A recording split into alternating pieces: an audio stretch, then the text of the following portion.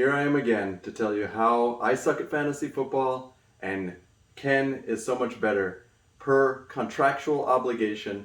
And last time I did this, I apparently pissed off the fantasy football gods by coming in with my hair all messed up and nothing planned and all that stuff. So this time I decided to take my time.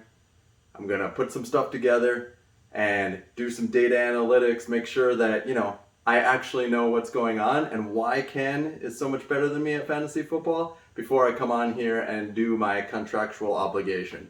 So I put together a slideshow. So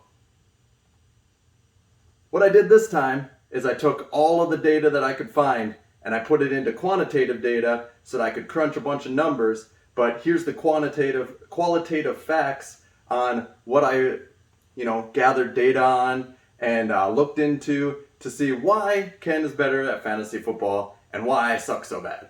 So as you can see, there's a lot of stuff up there that I dug into and gathered all the data.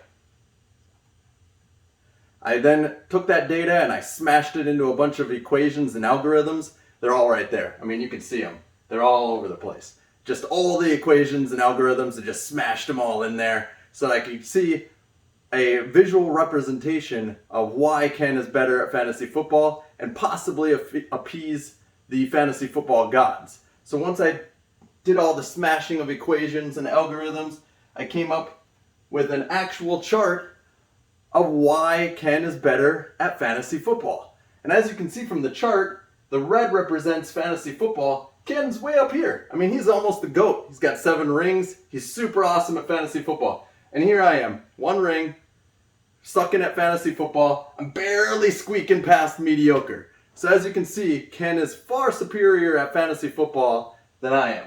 So, after all the data analytics and all the graphs, the conclusion is Ken is superior at fantasy football.